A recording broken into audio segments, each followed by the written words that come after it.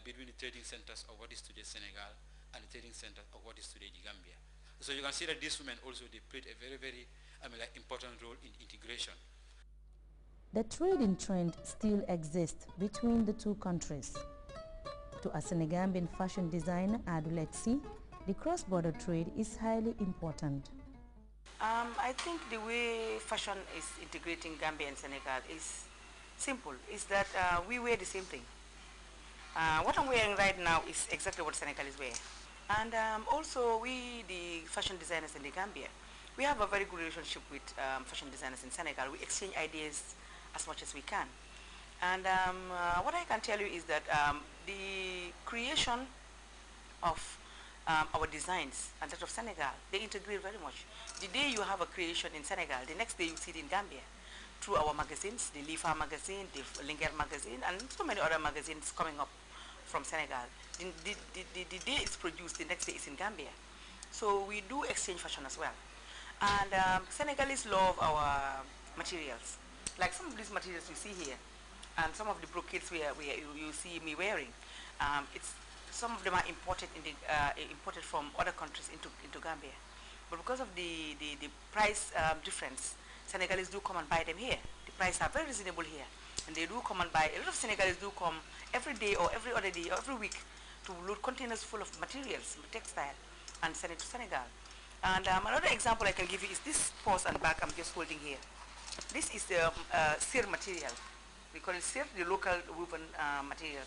They are woven by Gambian women here. I normally weave them here in the Gambia and I take them to Senegal for production. So this shoes and bag is produced in Senegal. So that's a good example of fashion. The raw material is from the Gambia, but the finishing product is done in Senegal. And apart from that, we just have a very good relationship. Since the two countries share so many things in common, they are bound to coexist in the spirit of unity, peace and development. Since it's cultures in existence, it's not something that you negotiate, it's not something you recreate, it is all there, already there.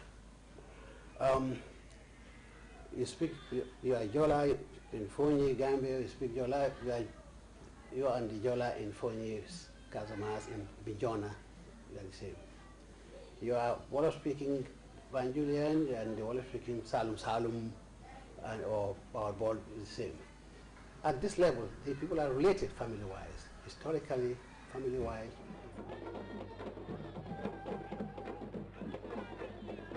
Changer de position. There's one long.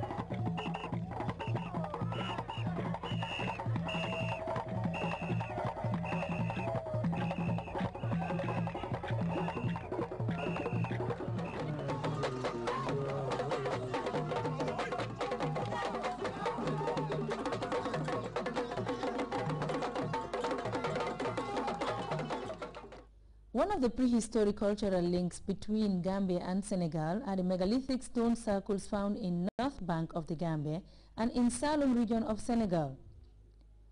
Archaeological discoveries have shown that these stone circles were burial sites, for kings and nobles, and they were built plus minus like 1000 AD, meaning that they are like over 1000 years old. What is more interesting is that they are found both in present-day Gambia and in present-day Senegal.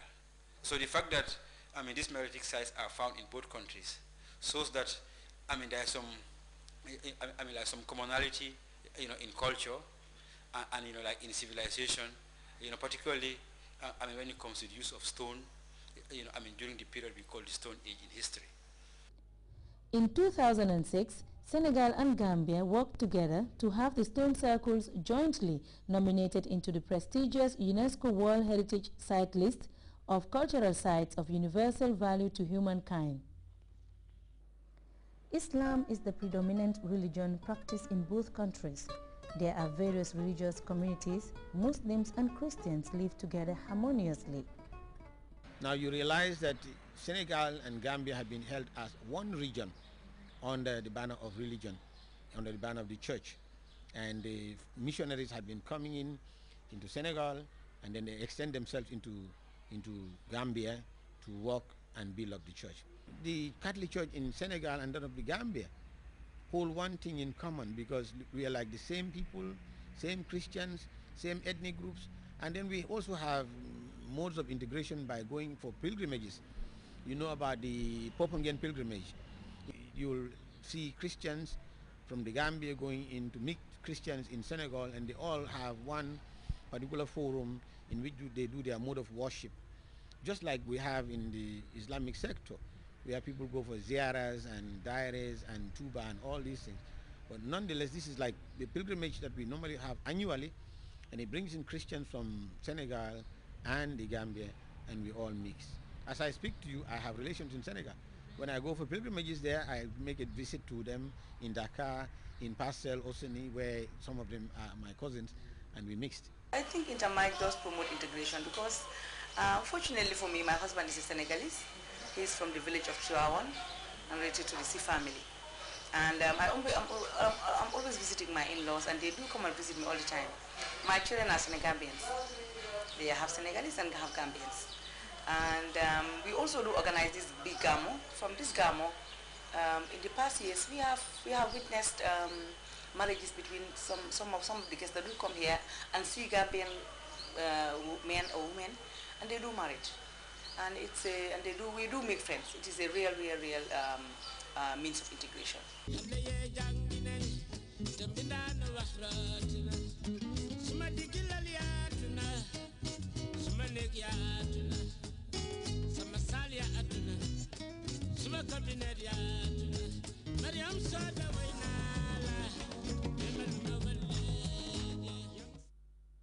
Musa Afiangom is a renowned Senegambian musician whose dream is to see a more fruitful political integration and less attention to the official languages. Senegal ak Gambia benn bopp la kenn mënu ko xar ñaar. Senegambia has one head and cannot be split into two. Just take a look at me. That's why I'm wearing different kind of shoes. The size and quality are the same. The two only differ in color, representing Francophone and Anglophone. The day I will wear the same kind of shoes will be the day when Senegal and the Gambia become one. Language being something very important, the language might be a barrier here, where the blood has not been a barrier, where the cultural specificities has not been barriers. The language, because the language is here. Talking about the official language, I mean, which are very, very insignificant compared to our own languages, because our own languages, we share them. There is no difference between the wall of, here in the Gambia and the wall of outside, because when we talk about communication, we talk about talking and understanding each other. And the moment it happens, that moment, we are one. That's when we talk about English or French that we have a problem. And I used to tell to myself and to people that let's look at it from this perspective. By the time there was a need for them, for the Western people, to divide us, they decided to get agree on that issue, to divide us, even if they were not okay in terms of peace building and things of the like. So how about us, who share everything? So today, more than ever, we need to look at that aspect of things, bearing in mind that you cannot be talking about the Mandingo of Senegal and the Mandingo of Gambia. You cannot be talking about the Wolof of Senegal and the Wolof of Gambia. You cannot be talking about the Serer of Senegal and the Serer of Gambia. The Jola of Senegal. No. We talk and we understand each other. At times, we don't even need to talk. We look at each other and we understand.